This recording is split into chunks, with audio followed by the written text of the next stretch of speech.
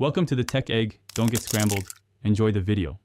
Gather your payment reference, property ID, and a scanned scenic or student ID before you begin so you won't stall on the portal.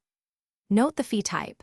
Identify that this is the Betterment fee for inter first-year registration or a campus development charge, which affects the calculation.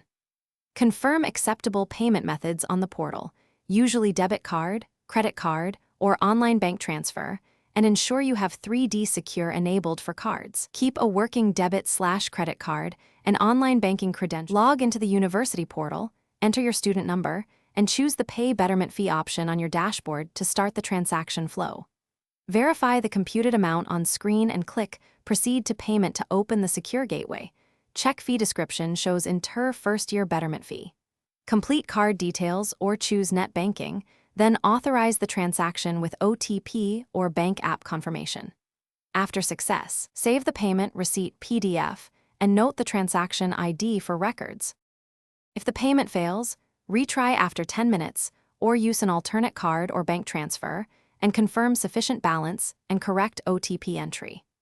Upload the payment receipt to your student portal registration page and notify administration by email with subject Betterment fee payment inter first year including the transaction ID.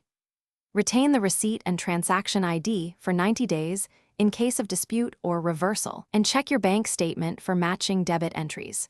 Contact the University Finance Office with proof if the portal does not reflect payment within 24